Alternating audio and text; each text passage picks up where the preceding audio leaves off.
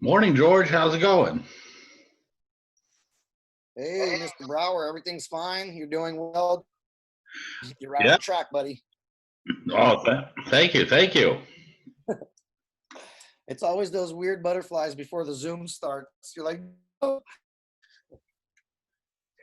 Yeah, I know. And first time actually running it too, so it's going to be a fun one. So, yeah, I'm just looking to see where we have all the other stuff here. I see you're already recording it. Yep. Yeah, I figure I'd already start. So, let me go ahead and see the waiting room. Yep, here we are. Dave Gallo. If you make me the co-host, at certain times I could be muting people, or if you want to share the screen or any of that stuff. So, hey, Dave, how's it going? There we go. It's going great. Awesome. How about with you guys? We're definitely glad to have you here today. I'm glad to be here today. Or as they say, I'm glad to be anywhere today. Oh, yes, exactly. So now the gentleman in the red hat, Dave, that's my good friend and colleague, Mr. George Ohan of the Fulton Film Studios. Oh, hey, how are you doing, man? I'm humbled to be here. I'm very happy. Thank you. I'm loving life. St. Louis, huh? Yeah, I live in California, and the Dodgers hat doesn't get good approvals as I travel. St. Louis, people give me up hugs. Yeah. They're cool. You got a very good point. Yep. Yeah. Well, I'm living in Red Sox world, and I'm not. I'm a Yankee fan, so I have to be really careful where people here are violent about. Oh yeah. Well, my wife would be very happy. Baseball. Well, Dave, my wife would be very happy to hear that because she's a diehard Yankees fan and a Jersey girl. Oh, is that Jersey girl? Wow. Well, I joke around that it's great because this season and the Yankees have yet to lose a game this season. So that's what I like to hear. It's that's good news. Different kind of season, but that's all right. Indeed.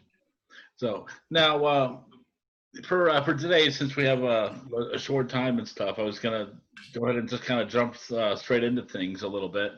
I want to take the opportunity, since we're recording this, I'd like to use this as a chance to go on record to say that after I had graduated high school in 1994, in the spring of 1995, I had the opportunity of meeting George Tulloch, who was the original head of R.M.S. Titanic Incorporated.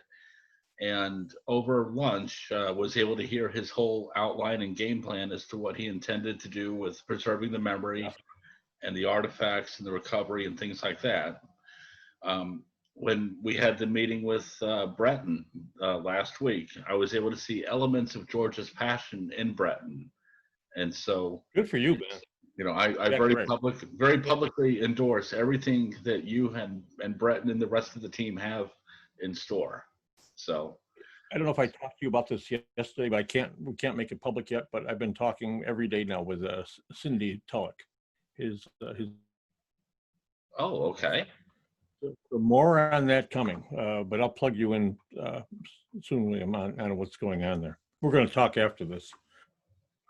Of course. Just about already that the words she's heard after so many years of being abused, that to hear nice things about George in a different kind of light brought tears to her eyes, in fact. So I very careful because she's been burned before, but I'm trying to get her to tell her story to come. We'll see what happens. Well, we can always hope and keep our fingers crossed. Yeah, and I don't mind AD. You want to talk about ADD? Happy to do it. What would you say? What about?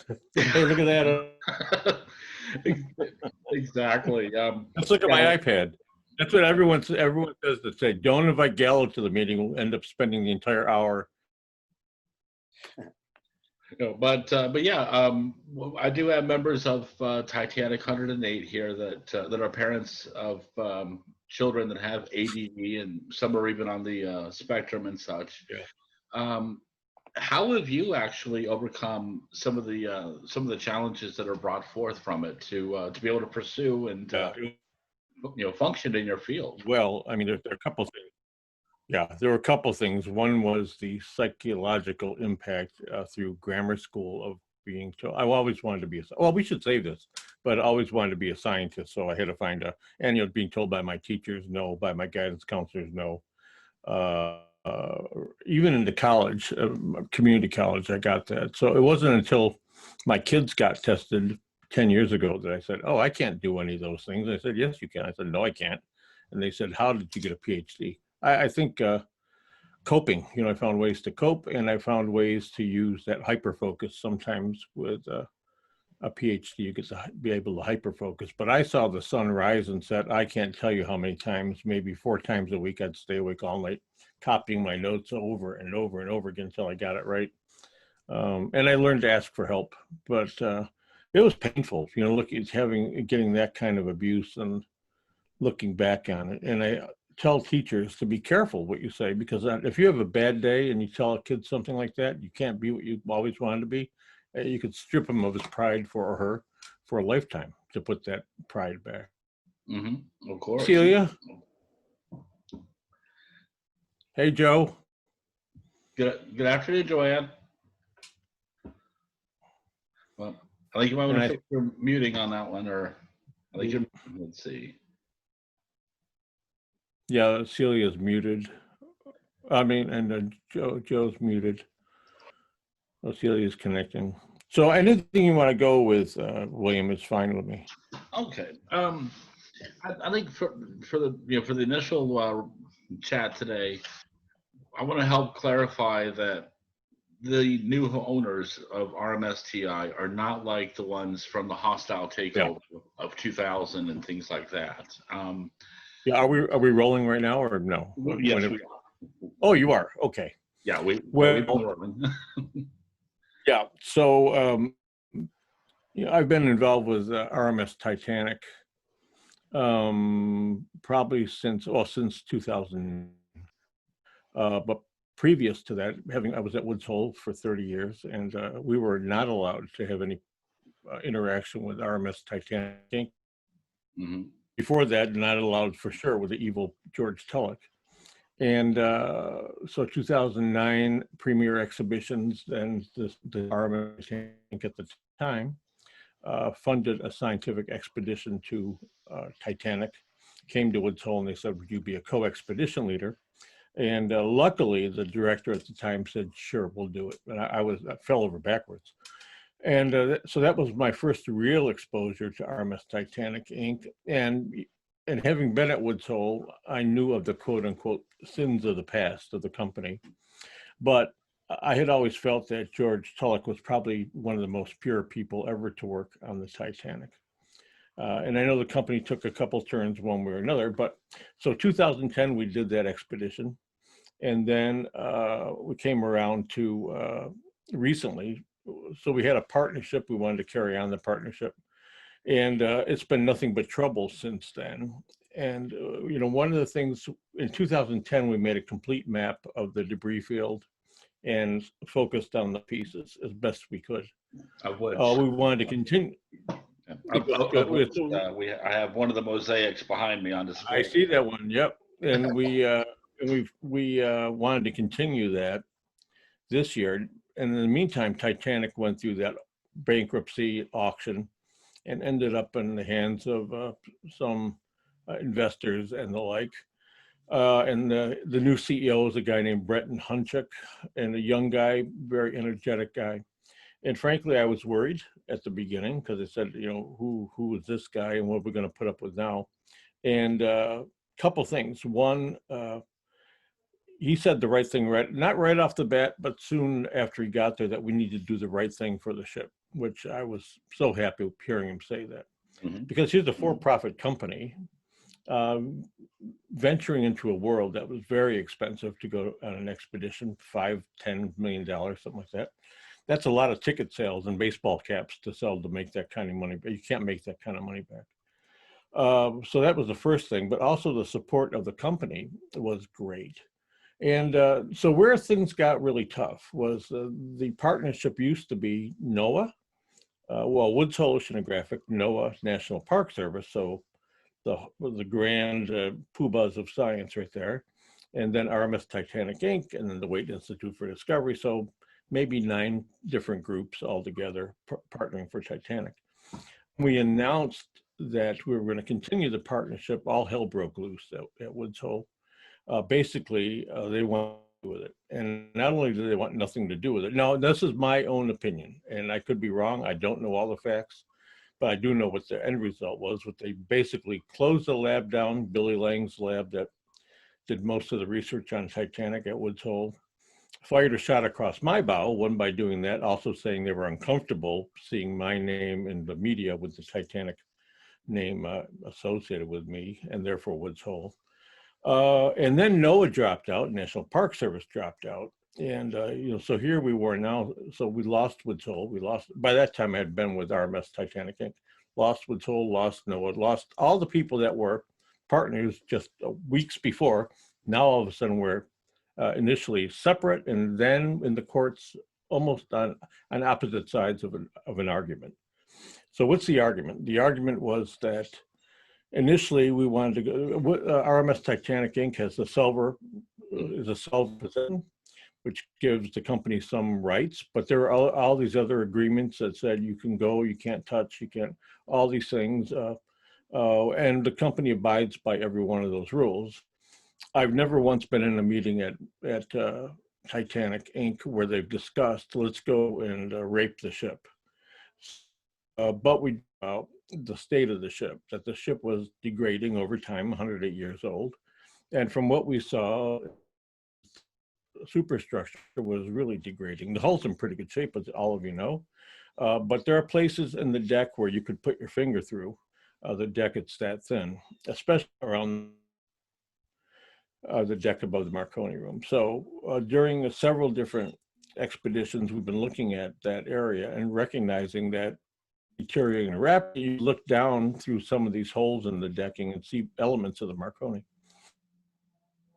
Just a question, do we want to remove the Marconi and save it for the history of the ship, because it's the last Titanic on that, or do we let it go, let nature take its course and be lost forever in some pile of rust at the bottom of the ocean? So right away we started to get these the conflict started, and the conflict started in a very rough way. It was like emotional attack. It to wake up the emotions of the masses by saying these guys are grave robbers. Well, ruthless grave robbers. So not that there are good grave robbers, but not only was I a grave robber, but it was a ruthless grave robber, and a greedy treasure hunter. That was another one I loved. I don't know where the treasure is, but neither one of those fit Titanic. And then several people already got 1,000 artifacts. Why do you want this one more? You guys are just after money. Well, the company today, the new Titanic, R.M.S. Titanic Inc., has never picked up an artifact, never. That stuff picked up 1987 on with the old Titanic. And so this new company never had any part of any of that. And it's a salvage company, not a salvage company, not at all. The parent company is called Experiential Media Group. It's about experience, and the artifacts play an important role in experience. The big mistake I think they made was they kept the name R.M.S. Titanic Inc. And so it's easy for people, it's easy to use that, throw in the name treasure hunter, grave robber. You've already got all these artifacts. They're going to rip into the hull. And with regard to that, that's not true at all. We're going through great lengths to try not to even touch the rust that's already there in the hull. So it's been, the new Titanic is very different from anything that's ever been. Brett and Hunchak, again, constantly saying we've got to do the right thing by the ship. What's that? It's to build and preserve the legacy of the Titanic and to honor the people that sailed aboard her, died that night, some of the victims, and the relatives of the people that sailed aboard her. I'm sorry, I got a little bit, that's my ADD speaking. So I got a little All bit right. off topic. You know, it's been, in my mind, it's been a freaking unfair battle. Where the company always said was, we want to carry on the research that we already did, which was acclaimed by NOAA, by National Park Service, by other academic organizations. And now we're under this attack in a way and it's a, you know, if I were on that side, I'd use that too, because it's deadly. You know, you're hitting the public not with facts, with these, it doesn't take much to think, well, if they're grave robbers and if they're treasure hunters, and if they're going to rip apart the ship, I'm against it. So we're finding ourselves now in this battle for the soul, heart and soul of Titanic, but being painted by the other side as the bad guys. And you know, I hope people over time, and hopefully soon, will recognize, given the facts, that you know, things may have gotten a little bit twisted around who the bad guy is and the good guys are. Now, I know in terms of that part, I can tell you one thing. Dave knows from many years of the two of us talking off and on. I sometimes think outside the box. And Yeah. this past week, the Express, one of the English newspapers, actually had put out an article talking about the potential to recover the Marconi and everything else. Within the paragraph of the article, they even mentioned that R.M.S. Titanic Incorporated was previously searching for diamonds that were on the ship. And so just to help kind of lighten the buffer between the issue on that part, I actually tweeted over to the editor of the Express and recommended that if they're looking for the diamonds, they would need to contact Gloria Stewart's estate, or perhaps Leonardo DiCaprio or Kate Winslet. They were the last known people to have seen any legitimate diamonds within the wreck vicinity. But other than that, this is a archaeological company. Well, yeah, I mean, we have no interest in well, you know, to me, the Titanic, this great iconic to honor it the proper way, you need it's like a stool, you need the different legs. You need a Bob Ballard to find the Titanic, which he did, generate Woods Hole on the map globally for finding Titanic. You need James Cameron to come along and make that movie that which gave it beyond what Walter Lord and Bob Ballard did. You need R.M.S. Titanic Inc.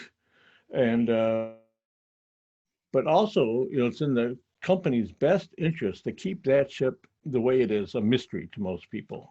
We don't want to bring the whole ship up. We want to keep that out there and alive. And a lot of what the company's interested in doing is just that. You know, how do we preserve, now that we've got silver in possession, which is you have to recover something every so often, or you lose that privilege. And then you need, I guess you would call it social media, all of you, because I think more than anything, you're the portal to the public, to the larger masses. And that's who, in my mind, it's not to, you know, Bob Ballard. No one died and made him king of Titanic, last I knew. That'll study it forever and come up with a paper. And did you like the paper that came out of 2010? Yeah. I don't know. So, you know, write a paper. It takes forever to write the paper. Here's one or two images. Take it, go, keep yourself happy. Here's a piece of cheese for you. And then it goes on a shelf for decades. So that's not who it belongs to. So, and R.M.S. Titanic is great, but it's not the whole story. So I think one of the goals of this is to facilitate this kind of interaction between you all and us all, not to the point where we think of you as like a, but actually part of that arc from the bottom of the sea to the public at large, which is a whole big, same thing we're doing with education. You know, Breton, shortly after we got there, we looked at the company and said, well, let's go to Cobh, which we did do. Let's go to Belfast, which we did do. And it wasn't always pleasant because people looked at us again as the bad guys. But I think after sitting with us and here, here's who we are, here's what we want to do, how do we help you? Is there a way that we can help you? So we've done that. Education, reaching out to education globally, the K through 12 world and even the collegiate world, helping them with the Titanic. Anywhere in the world you go, I've been to the tip of Argentina, to the Arctic Circle. You say Titanic and people know what that is. You say it to kids, they got it. To stimulate curiosity, exploration, discovery is something, but I don't want to understate the role that you play. And William, you've been great. Talking to you over time has been wonderful. Talking, Bill Sauter and Park Stevenson better. Holy cow! It's normally an academic group would say those guys are this is hobby for them. It's a hobbyist. We don't want to associate with hobbyists. Almost all of you know better about that ship than anybody else in a pure science group, because one program and then you're on to the next program. You don't have time to learn about the 2,000 some odd stories to be told, or to really think about how that ship came to meet its. And that's why, again, I'm on this crusade now to emphasize how important you are in that process. If that is your process to bring Titanic to the people, to preserve the legacy, you can't ignore what you're doing. And I think it's great. And I forget my ADD. I don't remember what you asked, William. That's your answer. Yeah, I like that answer. That's your answer. You're sticking to it. Yeah, well, we've been talking a long time, William, so this is legit. It's not something I said. No, it's been, and I used to be. I guess most people don't know this, but right after my PhD, I joined Bob Ballard as his assistant director for Woods Hole. Right after he explored Titanic, 87, 86, 87. And so I used to be on the other side where I said, these guys are grave robbers. These guys are treasure hunters. It's what we wanted. We wanted control of the Titanic. We certainly didn't want any. So I understand that. Even though the local newspaper here, a month or so ago, ran an editorial that called me all sorts of names. Oh my God, and it hurt, it really hurt. And I wanted to reply, but it's factually wrong, all sorts of things wrong. So where I come down on it was that if someone really feels it's a grave robbing, all right, I get that. I mean, really does feel, okay, they got it, but I hope that they facts. If someone thinks that the Marconi should be allowed, but again, hope they can consider the option, because it's not just that he's speaking for. And one last statement with the judge, we didn't say, hey, we're going to go Marconi. We said we're going out there to continue the research we were doing in 2010, and we recognize that the ship is degrading, that we're going to take a very close look at the Marconi issue, the deck above it, and it's in jeopardy, dear judge. We would like your confidence that we remove, rescue, whatever we can get easily. And so we went prepared to come up with the right technology and plan to recover. It doesn't involve cutting, it doesn't involve tearing, doesn't involve blasting. It involves reaching down a hole with cameras on it and removing simple things. But we never said, and we told the judge, if it looks damage the ship, we'll say no, just we're not doing it. And now, so if someone learns, if I can interject for 1 second. Yeah, sure. And this is just me thinking outside the box here. We would probably need to get permission from Parker Brothers to do this, but given the fact that so many people are calling it blasting the wreck, things like that, would it be a better option if they permit it to use the game Operation and demonstrate the extraction point of the Marconi, but without touching the sides of Mr. Body? You know what? Yeah, you know what amazes me about that is everything we do will be done by robotics. From a ship floating up here down to Titanic, 2-something miles away, to reach into a small space without really touching that space and remove something laparoscopically from a shipwreck. How do you do that? Because we got the best guy available, a guy named Troy Launay, Launay, and you know we've gone out of our way to bring in the best of the best, and Troy had to develop some new tools, but again, he's the best of the best, and I've seen some of the work that he can do, and the way that they can control. You know, the robot will not sit on the deck; it'll hover above the deck, but it is almost exactly that kind of thing, operation, that we don't want to touch the walls, we don't want to touch anything, uh, but you have to add that element that you've got this cable to the bottom, you've got a robot down there, and it's so important. You know, you've got to know what you're doing to be able to pull this off, but I have every bit of confidence that he can do it. And we both know, Troy knows, I know, I'll be co-expedition leader, PH Nargelet, the other one, that if we have to pull the plug, we'll pull the plug. But, you know, again, I've seen with this, there's no way we're going to say, oh, let's just pull, you know, wreck the deck and, you know, what the heck, because I'm not going to have that known as Gallo's gash. It's like, no thanks.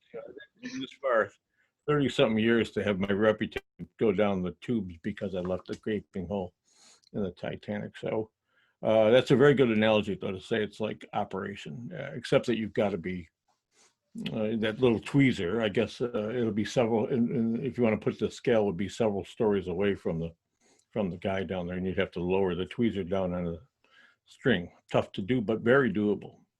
Very doable. Well, I mean, you know, just like anything else, anything is possible. You know, it's just a matter of taking the right steps and the right precautions. You know, and You want to do your best to limit failure, to limit the chance of failure, and then hope that Mother Nature, that Poseidon, is going to let you do it. Because if Poseidon rears his ugly head, or a beautiful head, sorry, Poseidon, I don't got a statue of me. I love Poseidon. But if Poseidon, you know, if the weather comes up, we're finding currents with a strength and direction that we're not familiar with. All these things have to come into play. So there's certain things you're just not going to win. And so, you know, we can take it halfway to make sure that we got all the goods, and then we got to count on with us. You know, 2010, we had a hurricane. We had several hurricanes that we had to scoot from. It's about a 2-day run into St. John. And the last time that the captain came down, he said, we got to leave now because the hurricane's hour, the ship would go maybe 10 on a good day. And it takes 2.5 hours to get the robot and gear back up on the deck.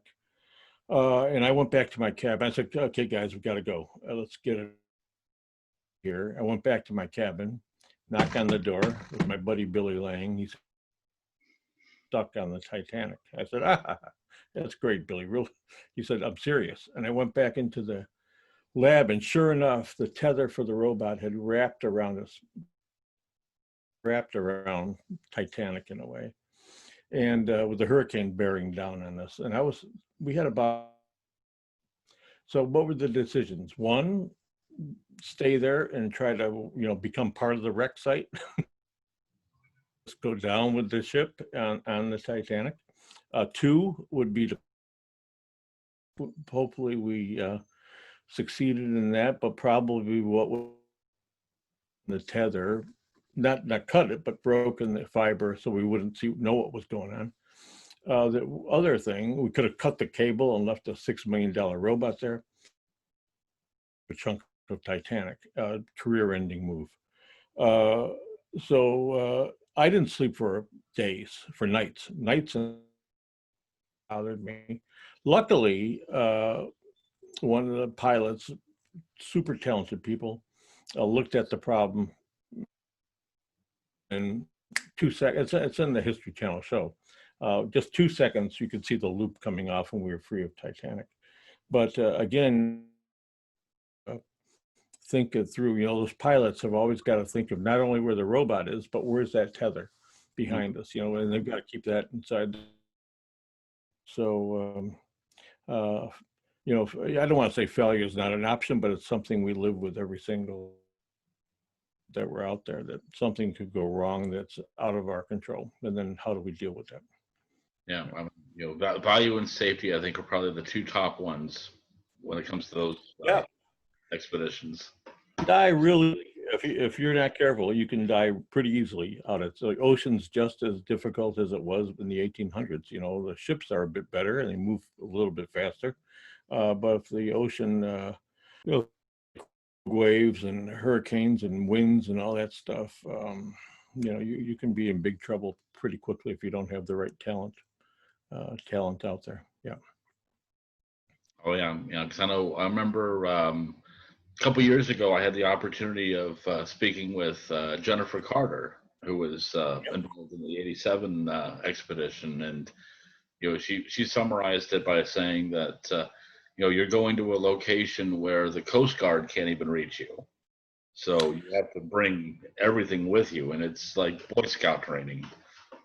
Yeah, and if you have someone sick on the ship, you've got 2 days to get in. Maybe after a few hours, a helicopter could get it out from Newfoundland. But if you're on the bottom in a sub and you have a problem, it's you. You got to figure out how to get out of that problem. And shipwrecks are notoriously difficult to work around because of the sharp edges and cables and all that stuff that's dangerous for a submarine. And you reminded me of one thing is that the equipment that Bob Ballard and the French used to find and explore Titanic is a great grandparents to a lot of the tools we see in use today. The fiber optic cables, the ability to see real time at the bottom. We had JJ, the first small penetration robot. All those things came from that first expedition to Titanic, and most people don't know that. And you brought up the other thing, William, is that we're not just going like out to the desert to find dinosaur bones. We're going, every time you go to Titanic, it's a voyage to an unfamiliar planet. It's like it might as well be a million miles away. It's pitch black. The pressure's intense. You can't see your hand in front of your face, so you got to bring your own lights. There's no GPS, so you've got to set up your own navigation system.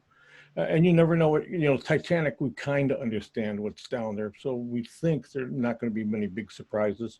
But you never know. When you're that deep, it's anything goes. And like I said, it's not just a trip in a Land Rover out to an exotic place. It's a voyage to another planet altogether. Exactly. Yep. Now, let's see. Hold on, Joanna, you're trying to ask a question? No, I have a hungry child. She says she's hungry. Oh, okay. Yeah, Daddy. Hi. No tough questions. Hello. Oh, hold on. I think Cliff's waving too. It'll be good. You want to unmute yourself, Cliff? Okay, we're good. Apologies for joining in late. It's unavoidable. I won't ask you to backtrack because the meeting's short. So I'll just try and pick up as we're going along. Thank you. Good to see you again, as always. And yours, yeah. Pleasure to be here. Yep. Solidarity. Lovely. Appreciate you made it in as well too, mate.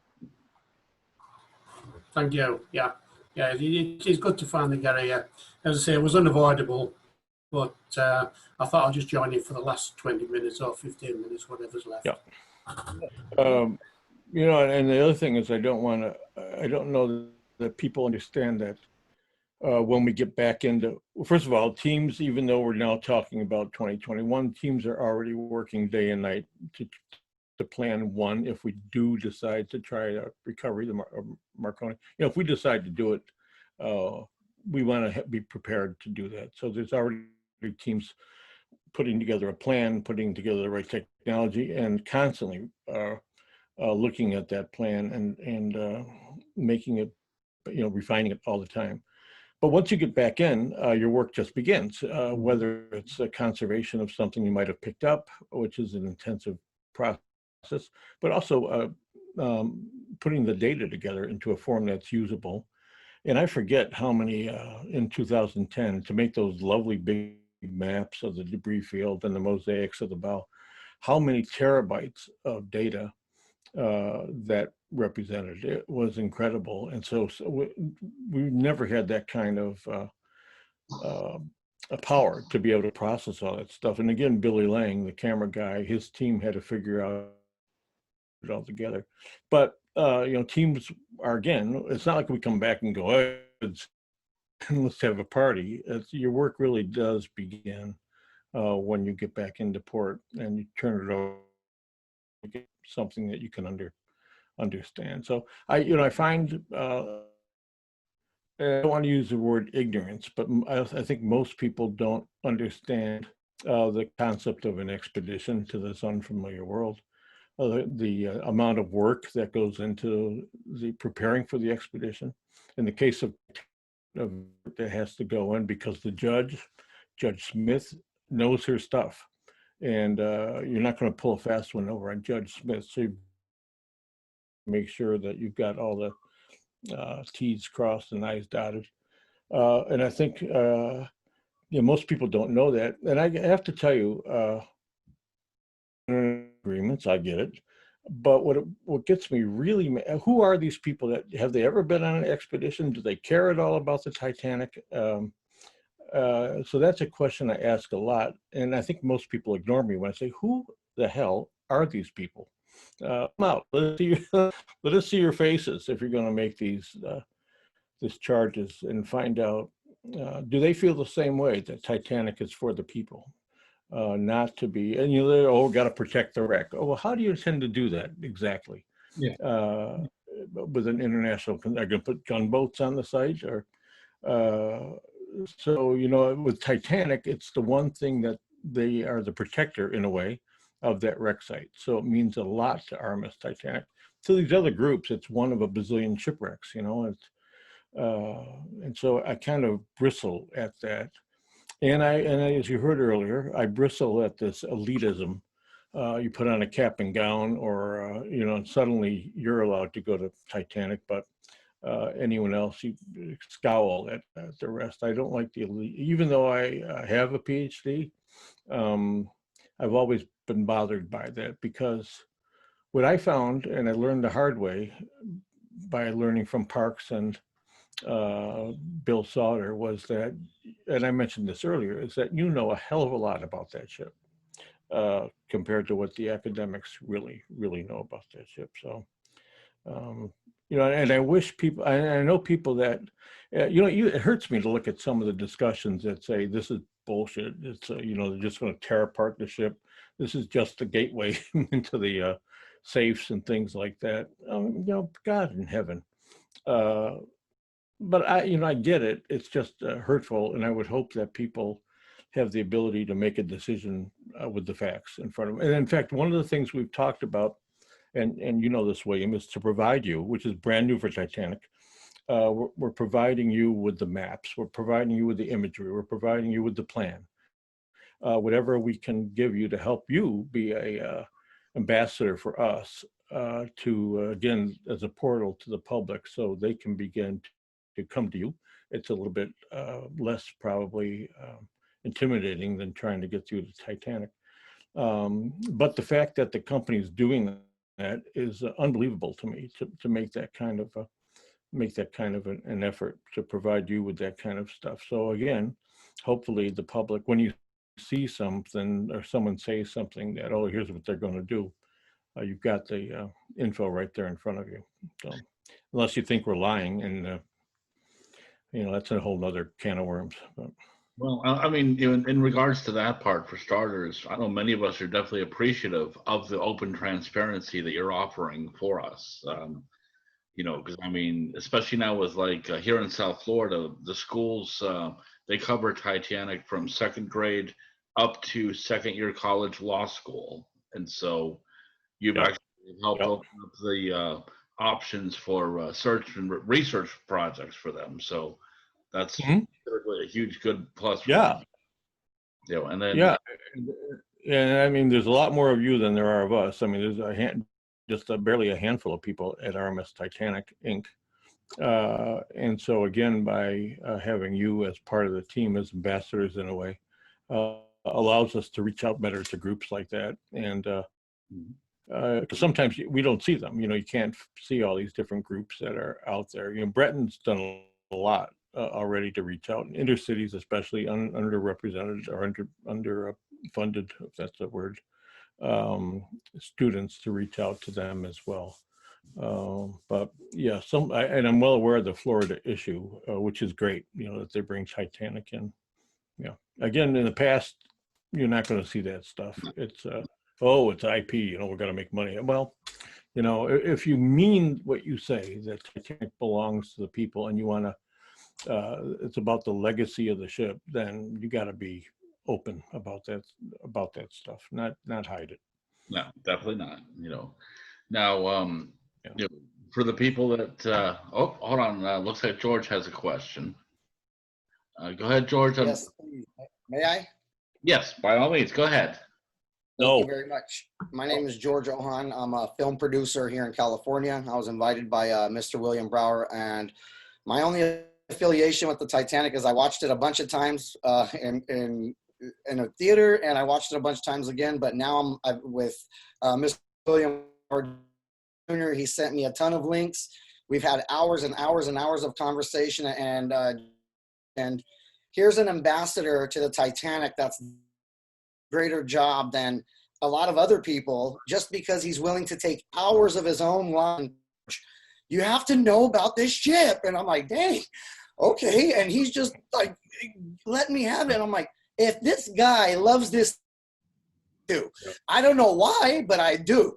And so he's getting me energized about it. And that goes into what you were saying, the exploration and curiosity. Sure. I love that, because our program is called Teach, Coach, Mentor in Southern California, all through California, and focus on at-risk youth, and it's an anti-recidivism program to keep youth out of jail. And with this amount of terabytes, you just mentioned it, you said it yourself, this amount of data already curated, already gathered, all in one place. And now the technology is moving so quickly into artificial intelligence and the virtual reality. You have the base, you have the foundation to create an open source for all these really, really smart people to just geek out and from it. Yeah. And I really love what you said about who are these people? Yeah. It's easy to point the finger. I just last week, somebody got on social media, and I'm like, you don't even know the level of what you're saying. That's why you didn't even respond to it. So it's like, it was hurtful. So it did resonate what you said. It was hurtful, though. Those words, I still read them. I still took those in. But then I'm like, no, dude, I know what I'm doing. I know I'm doing it with integrity. I know it's for the right reason. So those words bothered me, but so what? For the big picture, for the legacy of what's going on, this is the battle I have to fight. So right where I am. And I love that you said, who are these people? It doesn't even matter. You know, just keep doing what they're going to say, what they're going to say. And you know what? The grave robbing thing and this and that. So what if a bunch of diamonds comes up? Great. That's all for the research. That's all for the whatever. If we see it and we have it, there's so many things that later on, DNA, this, hair, like so much stuff. People are crazy to not want to have this available and not washed away in a pile of rust somewhere. With the amount of work and by all the humans who are really, really smart, and the amount of resources that went into gathering already everything, there's nothing more prepared to be the education model for all of these things moving forward. So to William Brower's credit, I would not be this passionate as him. So it does take all these little ambassadors along the way who aren't officially part of any whatever company. They just love the Titanic. Yeah, it takes thousands of him. He connected with me, and you already said it with social media. That's where we can make our noise. That's where we can just push some of your messages to combat the nonsense out there. Yeah, I mean, I love what you're doing. I just want to say thank you. We need your help because, again, what's being thrown at us is an emotional, pretty battle that we're in, and that's not a game that we play. And frankly, we've been in court a lot in the past couple of weeks, a lot of things going on. And every time that happens, the company has to stop what it's doing and prepare for that. And I'm afraid that the other side, to me, it's like this hammer hitting the company, bam, bam, bam, because you get through one thing and the judge says you're on the right side.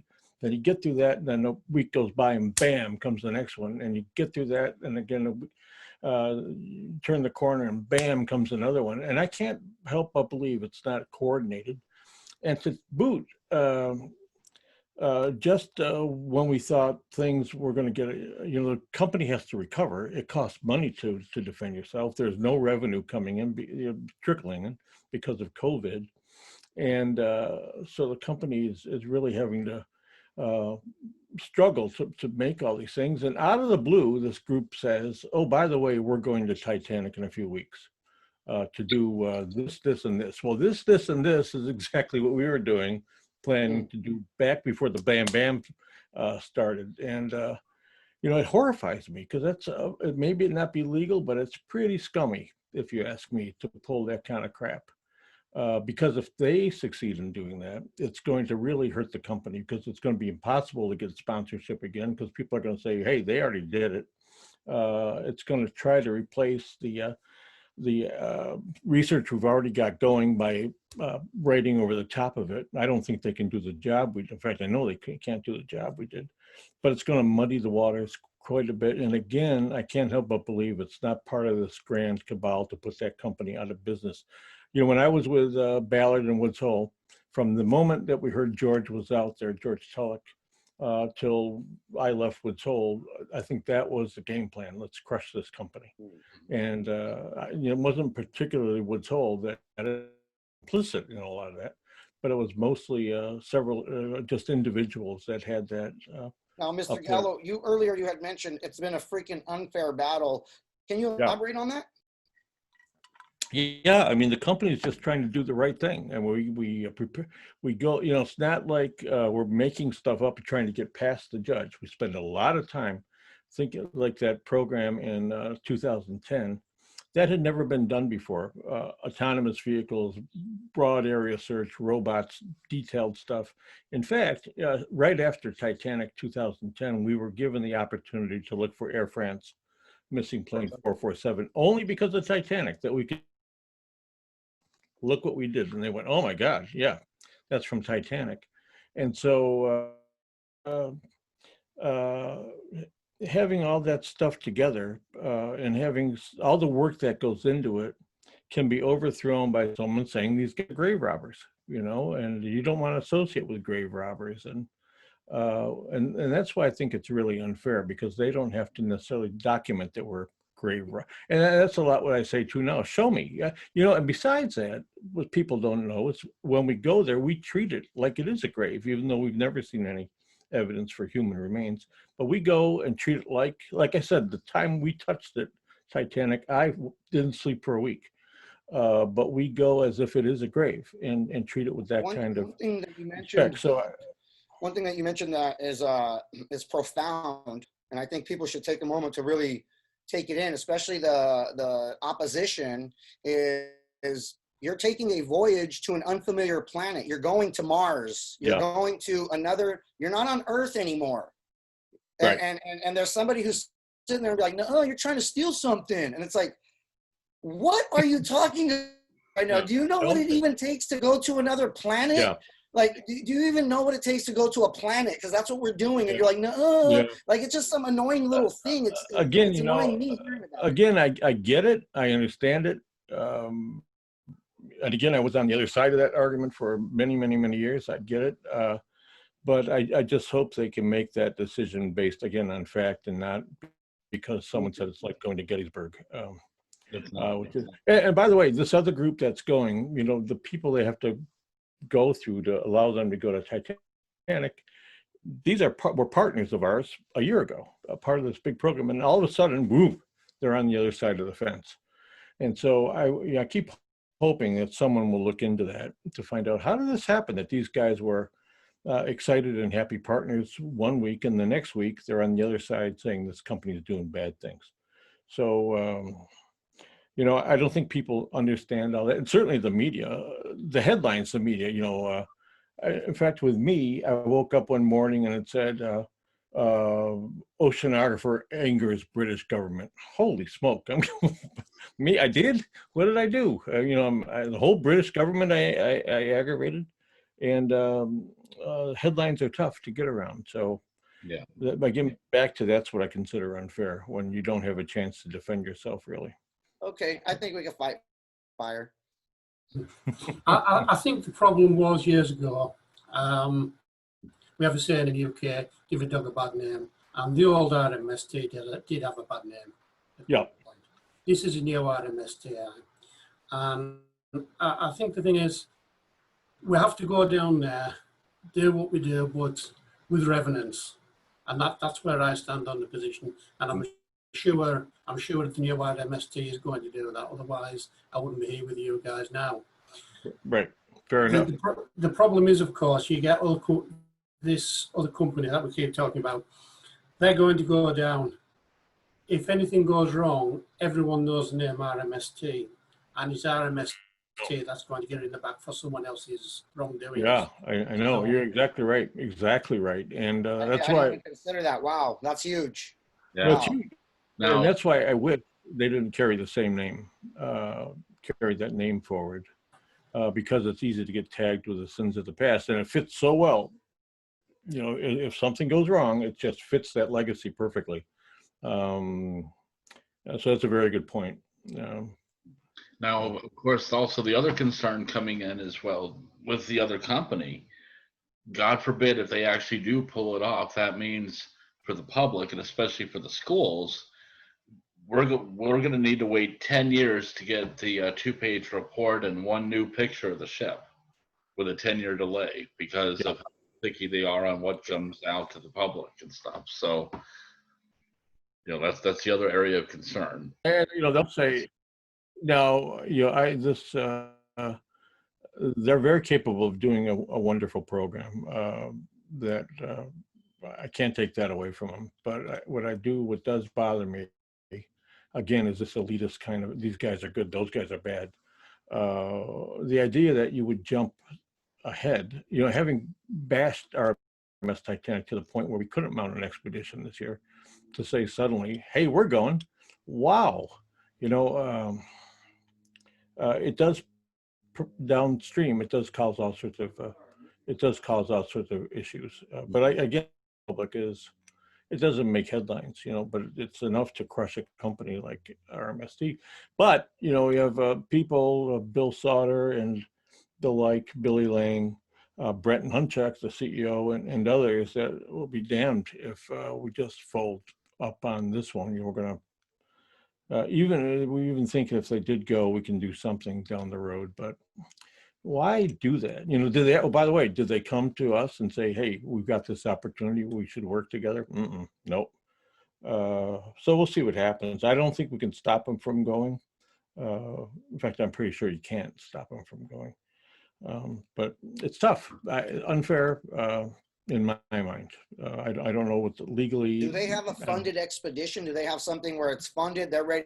They have all the legal rights. Yeah. They just said yes. Oh, yeah. All that? Well, no, I don't know about that part. I don't think they've gotten the stamp of approval yet to go, but I think they're all ready to go. And again, they're good people. But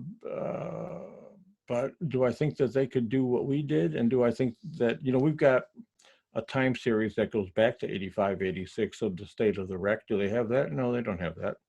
So it's just the horror that, once again, having lived through the constant slamming of the ship in the courtroom and coming out on top every time, to think that things had finally settled down and we can get down to the business of planning this expedition, to have this show up. Holy, I've got to wonder what's next. So if they fail, what's coming next? That they're going to do again to put, and they know full well that'll. What would RMST need to move forward with their expedition? Or could they move forward before this other company? And is it possible with anything? If they go, they're talking about a few weeks from now. So it's okay. not much we can do about it. And frankly, I gotta wish them the best of luck. So don't want to wish them any harm. Of course. If they're hey, they're doing it. Hopefully, they do the best they can, and it does get added to the open source pile of things where people can continue to create. Yeah, and it is about to see. Right now, it looks like it's not based on how things are going, but hopefully, it ends up that way. Yeah, and I've mentioned a couple times that I think had it been this new R.M.S. team would not have picked 1,000 artifacts, not even maybe 5, maybe but 5,000. No. Although at the time that company, whatever they made, they made that decision. But I think the artifacts, when I was prohibited at Woods Hole from going to see the artifact exhibit or to be in the media with George Tulloch, Bill Lang and I walked into one of the exhibits and sat there, and what I saw floored me. Families, young children, race, color, demographic, walking in there and having their experience, authentic experience. It wasn't like, hey, read my book, watch my movie. It was, you go face to face with the big piece, and what do you feel? What is that? To me, that's worth a lot right there, because there's no other way that we could, our mantra used to be, it's better off at the bottom. Again, very elitist attitude that these people aren't going to go to the bottom of the sea. And they say, well, telepress is the way to go, television, that, I'll have a TV camera there, then a TV camera to your home, and you can see it. Well, it's like saying, have you ever been to a Grateful Dead concert? Oh, yeah. I watched it on TV, but I felt like I was, no, not the same. It's what that experience, that authentic experience, does to your heart and soul. Yeah. Not up in your mind. What does that do to you? And I think the artifacts done right. I'm not saying pick up more. I'm just saying I think the exhibits that role to provide that's why I said it's one leg of the stool to have the artifacts, because I've seen the parents react. Also, in the where the conservation's being done, the laboratory, I walk in that room and I gasp every time I walk in there, and I know the door, but you just all of a sudden there you are, authentic, a piece of Titanic, and no one's sitting there with jewels and diamonds saying, it's God's heaven. It's not about that, And I mean, unless we forget, it's about doing it. And then lest we forget, there's the infamous video from James Cameron's Final Word, which Dave was one of the dream team members of for that particular documentary. But in I still have the scars. I can imagine. You probably still can't look at bananas the same way either. Well, yeah. No, but I never saw the movie. Don't tell Jim that. Yeah. No, I never. I've seen snippets, but I've never seen the movie. And a lot of that get together was about, because Jim wanted to get the movie right. By the way, the most creative and intelligent ocean engineer, quote, scientist that I've ever met, and I've met the best of the best, and they can't hold a candle to Jim, what's inside his, and totally dedicated to that ship. And I learned from that moment, and also later on, that you don't mess around with Jim. If you're talking about anything that, to him, the iconic, the landscape around that ship, you are asking for big trouble. That's how dedicated to that ship. And I'm sorry again, William, I talked over you. You were going to say about that I was. You said I was part of that. 20 years beyond or whatever. Mm-hmm. Yeah. And then, but also, did you have something? No, but also within that documentary, there's a very powerful clip where Bill Souter actually was talking about the perfume bottles that were recovered. And, I mean, it's one of those moments where nature took its course, and it didn't matter that he was in front of the live camera, and he broke down crying. And that's the power. That's the power. And, because it wasn't up here, it was down here. Heart moved him. And like I said, I walked into that room and I gasped. And if I spent time looking at any artifact, I'd have tears running down my face too, because you think of what when Just another quick anecdote. Lived here for 30 years. Over his neighbor, and one day he said, "Hey, I saw your lights on at 4 a.m. I said, "Oh, I was working on Titanic." He said, "You know, I never told you this, but I died on the Titanic." I said, "No, you never really told me." But when you hear, as you know better than we know, you start to hear the personal stories of what happened that night. And I can't think of the Strausses without tears. In fact, I got my eyes are watering up now. I Oh, can't yeah. do that. The kids that perished that night, I can't think of the dogs in the kennels. I just power. And by God, I didn't want anything to do with Titanic when I came to Woods Hole because I had enough problems with science that, as you know, once Titanic gets that one little hook in you, you're doomed because a little something for everybody. And if you love a detective story and if you love drama, loaded with it. So I can tell you, Dave, when I was doing the school lectures in the UK, I used to include the Strausses with the story that children. And you can imagine looking forward at a room full of maybe 60, 100 children, and the teachers talk about the yeah, Strausses, and you can see tears rolling down their yeah, eyes. That's how much it affects yeah. people. And I wasn't joking. Mm, My eyes watering up. I mean, it's wow. Sorry, that's Powerful, very powerful. And yeah, I think what that boils down to is just the simple fact that we have the opportunity of looking back at the event, and you yeah, almost ask yourself what you would do if you were in that type of a situation. How would you react? right. No, good, good, good. Yeah, I think that's a fairly natural thing for people to think. And you know what? When you have robots on the bottom and you're in the laboratory, which was 29 steps from my cabin, I counted them every time I walked it. All of a sudden, 3D glasses, there was Titanic in front of me.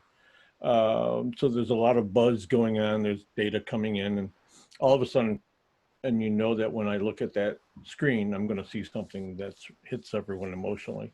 Mhm. And the one place in particular was the boat deck. I look at davits, the two forward davits with a rope still hanging there. And you know that these are the spots where people said goodbye. A lot of them did. Or the davits that are out in the debris field that we know about. They were witness to that whole event. Wow. It's just powerful stuff again. And that's why I bristle again that with these international communities don't like a piece of rust, you blockheads. It means a lot more to people. Mhm. So we have to save it for posterity. Who's posterity if it's not the present? The present children of this planet. So sorry points, and that's why even though I started out not caring about Titanic, I said I'll be damned. I'm going to do everything I can to make it possible. So it's not just the elites, that everyone has a fair shot at following their dreams and boosting their curiosity. So, yeah. Precisely. I mean, at the end of the day, that's all anybody can ask for. I mean, Yeah. she's Titanic is still giving up her secrets and still giving us lessons that we can learn and even utilize and research from. And so, even if we may Yeah. not, Watching Bill Sauter work, yeah, watching Bill Sauter, uh, I know a lot of dedicated scientists. I've never seen anyone like that in my life. Talk about dedication and talk about dedication, talk about a drive to get it right. hmm yeah, Again, like Cameron, you don't want to mess with Bill Sauter and come up with, well, that's what that is. And, oh, you're asking for a whole heap of trouble because and what does he, is he trying to get it right for himself? No. I mean, it helps, but he's trying to get it right for future generations so that they know what he knows about that. Otherwise, it's a big pile of terabytes and, Bill's helping make sense of it. But yeah, I mean, there's a lot more passion in what we used to call the hobbyists hmm than there is on that research vessel. In a way, some people say it's not fair, but it's the truth. I'm just looking at the passion for the wreck site and the people that sailed on board the wreck site. Importance. And, I learned the hard way. Tried to get Parks kicked off the ship. 2010. What? We wanted space for another technician, and History Channel said, no, you're taking this guy. We said, no, we're not taking that guy. And it would have been one of the greatest mistakes of my career because he was invaluable. And I just sat there watching him with my mouth agape saying, holy crap. But we have because I would have said, what's that? Well, it's a pipe. It's a pipe. And Parks would say exactly where that pipe came from, how it relates to the other stuff around there. And it made. Yeah. I mean, Parks, for the record, is an exceptional researcher, and in terms of the possibility of recovering the Marconi, he actually had created a fantastic rendition of the Marconi room, which is still being utilized for researchers even now. And so, he knows that room almost like the back of his hand. And so, it's just maybe better. Yeah. Again, the passion for say one of the most interesting moments of my life was standing up there on the Telegraph Hill outside of is that what it's called, of St. John's, where Marconi did his thing. Or had a antenna up on with Parks. Well, gee whiz, well, how do you beat that? That's great. It was great. Yeah. Definitely, and then, of course, going back again to the whole importance of approaching it with reverence. This was something I had advised George about, Ohan, recently, since he's just coming into the foray onto the history of it outside of the movie. Probably one of the prime examples I could probably share. There was a gentleman that I had spoken with who was on one of the earlier expeditions, and he said that when they by the time the ship arrived at the location, it actually was just after 2 a.m, and so he said that he for a split second he was expecting to see lifeboats in the water, even though with the time difference. I went out with the Russians on 1 or 2 of their expeditions. A couple things about that. I was impressed with how incredibly efficient they were and professional about getting those submarines in the water and out. We thought it was us and no one else. And when I got back to Atoll, I started Billy Lang and hey, you ought to look at these guys are really good. But also that they were desperate for money. They had doctors, serving, washing dishes on that ship, yet they touched nothing on Titanic. They, who knows what, made some money on the side. So, it's again impressed me that are out there, and it's there's a certain camaraderie that you do treat the ship with reverence, and the fact that they did when they were under this incredible hostile era in their time was really touched me in a lot of ways. I was very impressed with that. That's why the grave robbing. Oh my God in heaven! Now there's been a lot of grave robbing, if you want to call it grave robbing. You go in the British Museum and other U.S. museums. Not only do they take all the gold stuff, but they got hey, take the body too while we're at it. so I don't. We have a standing rule that if we see any kind of human remains, the lights go off, the cameras go off, and you document it, then that's it. Get out of there until we figure out how to deal with it appropriately. Because and we haven't. And I think if you ask Jim Cameron, he hasn't seen it. So there must be bodies in the bow of the ship. Just to my thinking, there's probably bodies up there. That's why we do treat it as a grave site. Maybe memorial is the better way to put it, as a memorial site. Oh, back to so out with the Russians. Most of the people died at the surface, certainly, and so one night, and there's a thing about that when the whales, there are whales that every so often show up, and we had a pod maybe during the day of 30, maybe 20, 30 whales, and that those are the spirits of some of the people that died on board the ship. And so one night, beautiful night, I opened up my porthole, and the moon was shimmering, and I started thinking what happened that night, and then the whales showed up, and it creeped me out. I mean, I really thought I was going to see, I could hear the voice, even though the water is different. I felt like that I could do that, and I could hear the screams and all that stuff, and see the boats and watch the ship break in half. So I did the very scientific thing. I closed the portal and turned on the lights. Yeah. I don't know why lights chase ghosts away, but yeah, that's what you're supposed to do. Turn on the lights. But it was powerful again. You know, it's a powerful spot on this planet. Indeed, and you know, that's one of the reasons why. I mean, for the historians like for myself, and also for Cliff as well too. We're very grateful that you're always willing to share these types of stories, and help keep it going for the prosperity's sake. And well, yeah, I mean, you know this already. So for scientists to inject the emotion is a big step for science, because we're on emotion. We're just there for data.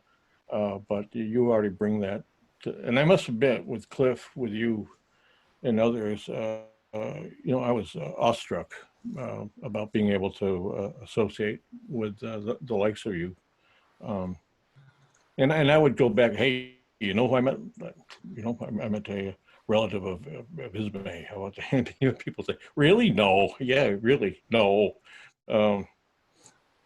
It's a pretty interesting community we have between all of us, the people out exploring, the people with the passion, understanding.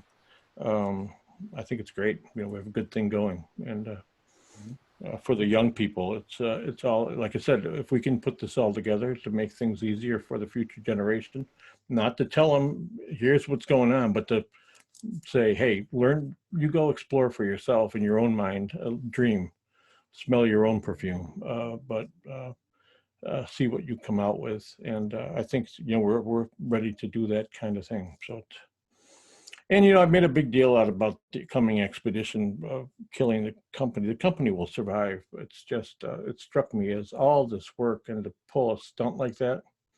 I don't know. We'll see what happens. But again, I don't wish them ill will. I just wish that things had been, it's unfair for everyone to be beating on that company for so long, hoping to knock it out of existence. That ain't right. Especially in the past, I get it, but this company, where they're every day they're talking about doing the right thing for the ship, they don't deserve this. Not at all. Well, I mean, in terms of that part, George, this is something that you'll probably just start to get accustomed to over time. But some of the members of the Titanic community, such as Dave, Cliff, and myself, will actually use the ship as different types of analogies. And so in this case, it's the perfect question, in terms of the future of the company. Did Joseph Bell and the engineers decide, okay, we're done, and leave within the first 10 minutes? No, they fought, and they went to their last. So George, again, to us at Woods Hole, was the devil incarnate. And one day when the big piece came into Boston, there he was in front of me, Beelzebub, Lucifer. And George had that way, hey, I got to talk to you about the ship. I want to talk to you. And I'm saying, oh, how do I get out of this? And so Billy Lang and I, we sat in the seat in one of the conference room, and there was a huge snowstorm behind. George pacing back and forth, telling the story of how Titanic came to be in his life. And shortly after that, and I still feel this way, that he was the purest soul to work on Titanic of the era that I knew, that was nothing more than to do the right thing.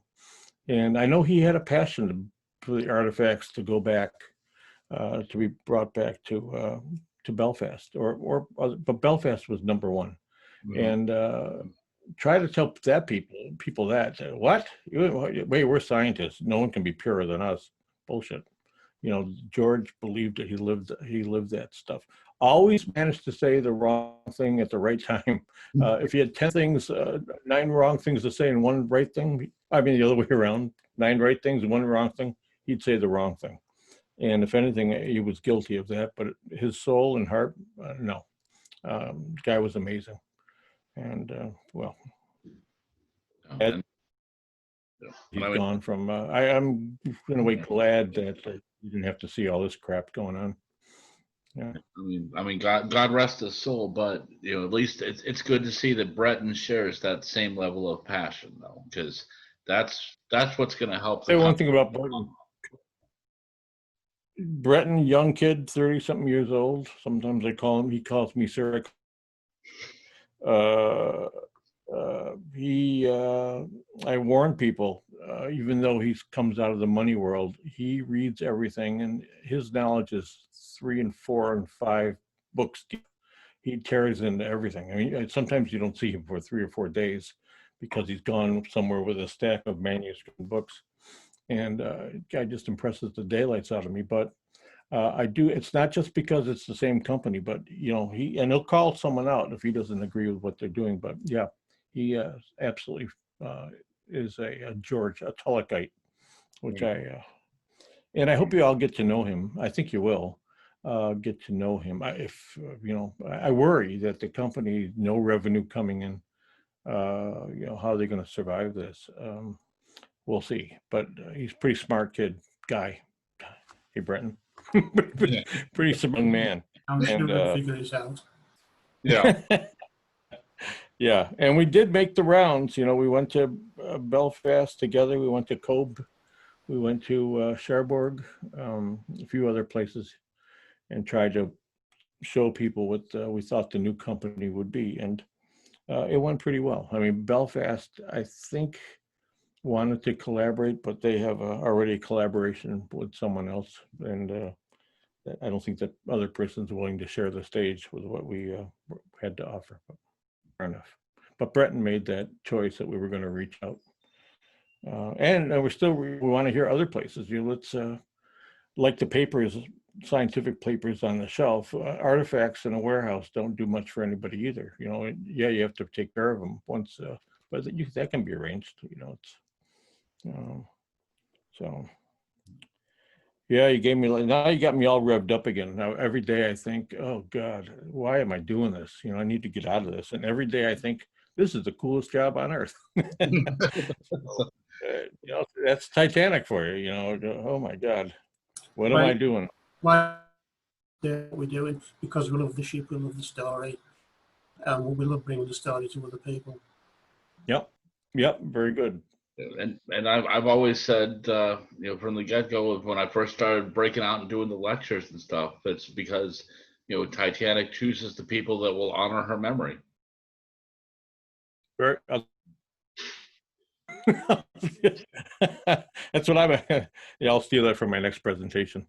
No, yeah, you're right. I think, and I do want to stress, you and I have talked for a long time, and about Titanic. And Celia, I don't know if she's there still, but she was there. I'm here. Okay. Yep. Hi, Celia. Hi. Celia, I think we talked for how long, Celia? Years?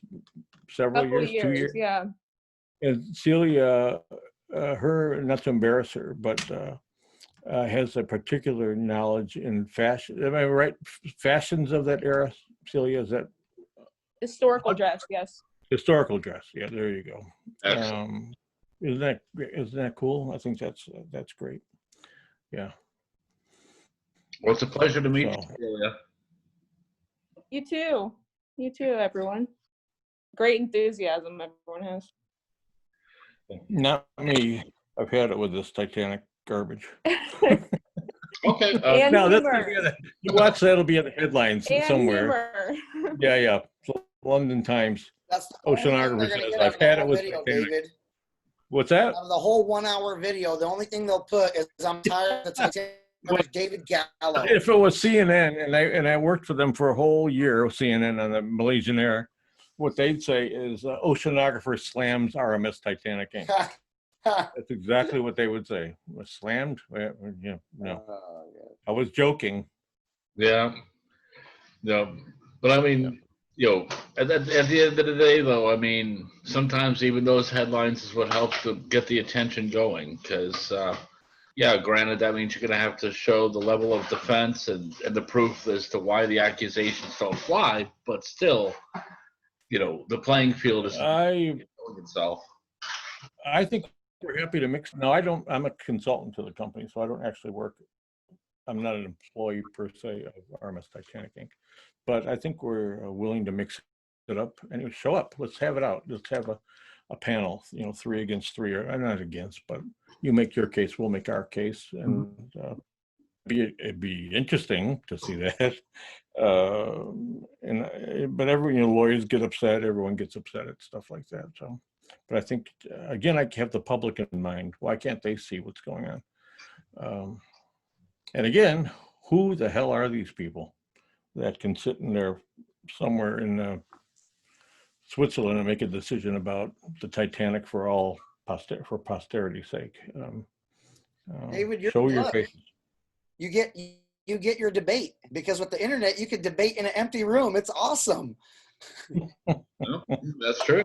You can just let them have it every day. You can be debating every day, letting out all your information. That's the best part. Yeah, that's not a bad idea. Slam them the way they've been slamming our. It's not even slamming. It's only talking about your and what you do know, and it's just presenting your case over and over and over again, and just having people be familiar with your case. You don't even have to mention the other guy. And I think yeah, I agree. And at the same time, that we also are like getting Bill Sauter, and he also is all for giving the public the right tools, helping them understand the truth as he sees it with the rec site. So if you combine those things, and I don't think anyone, by the way, can go toe to toe with Bill Sauter. No. And I know no one can go toe to toe with Bill Sauter in Parks, and I'm positive no one can go toe to toe with Bill Parks and Ken Marcel. And then if you throw that director guy, whatever his name is, that guy with the blue people, Cameron on that pile. I'll take that team any day. I'll take that team any day. Oh, you don't want me on that team because I still don't know. I'm learning. I keep telling people I've got my own personal reasons why Titanic's got her hooks in me, and it's just the way it is. Yeah. Now, I mean, in the worst case scenario, if all else absolutely fails, and in terms of the debate, I'm sure he wouldn't mind, but we can always just throw it out there, and just say that Titanic actually belongs to Cliff Ismay, being the surname of the chairman for the White Star Line, and leave it at that and see what Cliff, happens. I'm all for that. I'm glad you accepted. Give me a mailing address, and I'm going to. Put my name on the bottom of the contract. I work for you in a heartbeat. Yeah. I'll set something up there. Don't worry. All hail Cliff. Yep, the new king of Titanic. I think it's great. Yeah, be nice. Yep. Mm-hmm. Makes sense to me. Indeed. So. Thank you. No problem. Thank you for the call, William. I really appreciate this, and Mr. David Gallo, I really just blown away with the amount of information here. And I'm happy to see everybody, Cliff, we have Joanna, we have Celia, we got David, everybody here. This really means something. We all had other things to do. We took time and energy out of our day because the Titanic chose us to serve her. Now, I guess, this is part of this journey that we're on. Damn, William, I already had enough to do, but it's fun. I do feel the excitement, and I love being part of anything where people give a darn, people care. I love being part of something like that, and this is beyond that. So thank you. No problem, and I'm glad you're putting your input into this as well too. So I thank you too, William and Joe a lot for putting up with my myself and my but having this opportunity is incredible. And as far as the company goes, as you know, William and Joe, Breton right away, he didn't say, well, we've got to think about it. He just said, whatever they need, let's provide whatever helps them let's I'm, do it. I'm sorry I wasn't more active today. I think my children were trying to kill each other the entire time, so I apologize. But you, I mean, my understanding is you already have some of the material. Playing Mercury. You already have some of the materials that Breton promised, and it didn't take a week. I think they just showed up in a few days. So and that'll Faster than continue. I thought it would be. Yep, and that'll continue. I've got some video clips and some other things, all starring me. Oh, No, boy. no, none of them have me in there at all. None of them, but some good stuff. You know, some real good stuff. Well, that's good, you know, and you know, obviously, you know, what we need to do next is just continue trying to see how we can keep the name, you know, in the positive side for the media and for the public, and you know, keep proving to them that this is not the same company that it was 10 years ago. Right. Yep. Very So, true. Very true. But that's true. It will take a long time. It'll take a long time for people to get confidence in the firm. Sure. But as I keep saying, if I didn't have confidence, I wouldn't be here now. Right. And frankly, likewise, you know, again, I'm not going to 30 some odd years of a career. I'm not going to waste it on something like that. I mean, I'm just, you know, it's just not worth it. Having this on my resume means nothing. I mean, I'm retired. So what means to me is the company is doing the right thing. And just like Cliff said, I'd be gone in a heartbeat if I thought they were doing the wrong thing. precisely. I love this sticker. My day is not complete until I've terrified a complete stranger. I like Sure. that. Good one. I'm sure that does not happen very often, David. Okay. Awesome. Well, definitely, everybody. You know, thank you for taking the time out today to do this. And Dave, if you don't mind, I think we should try and do another one. You know, with a longer session and actually, you know, go more into the talk about the recovery of Marconi and some options along those lines. Yeah, I know Bill has talked to Joe at Titanic Connections to Bill Lang about doing some stuff with the imaging and the like that. But yeah, it'd be great. Oh, I have every intention of continuing. And like I said, if you ever see something that needs someone to show up and in front of a group that are so we'll do that in a heartbeat. You know, show up whenever you say show up. So yeah, I don't look at this as a one time or you know, let's just keep. Well, you need to be part of that arc. So you're part of the team. So you're an integral part and as important as any other part because you're the portal to the rest. It's like having a extension cord saying, well, the cord's perfect except we don't have the plug. Well, guess what? You need the plug into the wall. The cord's worthless, and that's the way I feel about what you all do. Yeah. You know, and definitely, we appreciate that immensely. So thank you. You know, I know, you know, like I said for myself, you know, I've told this to other people, but I can tell you personally, Dave. I mean, you know, like with Parks and Bill and such, you know, I've studied your research when you first came into Woods Hole, and you know, was always a long time fan and everything else. And then you know, it went from fan to friendship, and now even you know, teamwork, colleague, and good friend. And so Yeah, it's wonderful. Yeah, yeah, it's been great. It's been what they call organic. It's just the way. Yeah. You know, I will say that about Titanic as well. She's been at the ocean floor for over 100 years now, but still she has the power to draw people in, make friends, and that's how a legacy will live on. Exactly right, and that's why it's in the company's best interest to keep Titanic the way it is, and to make sure that it stays that way out there. That we are the being of that site. So, and by that I mean dive. There's all sorts of junk, dive weights and cables, Coke bottles, things that went off the side of a research vessel, and you know someone's got to pick all that stuff up. And I think you know you're exactly right, Cliff, about that. Yep. Well, definitely, folks. It's been great today. Celia, it was a pleasure to meet you again, and thank you for joining us as well. You too. Thank you. So, Nice Never to meet seen you. Celia so unanimated. She just frozen in place. I I think it's the Yeah. look of shock. That's all. Yeah.